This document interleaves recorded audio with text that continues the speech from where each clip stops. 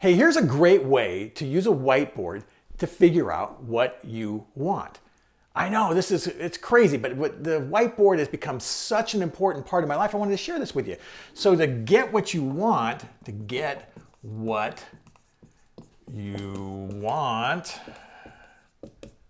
you're going to have to try to figure out and list out the things that are meaningful to you, right? And you can't be on the vague side. And what I mean by vague, you can't just list out a bunch of cloudy stuff like I want money, or I want a partner, or just I want a family, right?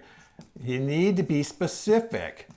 And so when you go from being vague to specific, you get to be to the point where you have to articulate what it is that you're looking for. And that's the part most people have a struggle with. They don't know what to write down for fear they're going to write down the wrong thing, that they're not worthy of that, and that the things they're writing down are not achievable and they'll fail. So that fear holds them back. And so the separator between being specific and being vague, okay, is fear. This is fear that sits here. So what we're going to do is knock fear down and start writing down things that are going to help us articulate what it is that we want. And so if it's money, let's say that you put down what you want to make per year. Let's say $100K a year. The important thing is that you put a number down. Now, if that's a number that doesn't cause you any fear at all, great. Move it up. If it's a number that's really got you locked into a bunch of fear and it's something that's a goal that you want to accomplish, then put that down. If you want a family, be sure to write down like how many kids you want. I want to have 2 kids, right? I'd like to have a boy and a girl, or 2 girls, or it doesn't matter, right? These things are important. I want to have a house. Well, where do you want to have the house? I want to have it in Austin, okay? Or in Southern California. Notice I'm running out of space here, but that's because this is called a dead zone at the bottom.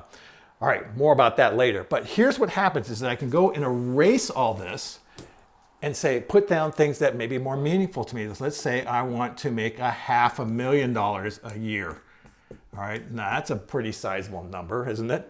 I want to be able to drive, whoops, that's the wrong thing I want to be able to drive a Tesla.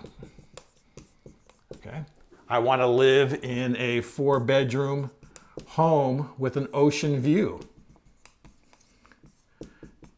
Okay, so these are the things that I'm going to start writing up here that's going to allow me to challenge myself and to look at them. And so once I get comfortable with what I've written there, it's on the wall and I can write this stuff down. Now look what happens. I no longer am being screwed up with the vagaries of I want a family, I want to be wealthy, I want to be partners, I want to own a house. That's generic, that's vague. Over here, specific, and the whiteboard allows me to knock down the fears that happen as a result of going over there, and I end up with a really nice, attitude by having gone over this way. All right, it's just one thing you can do on the whiteboard. It's called iterating.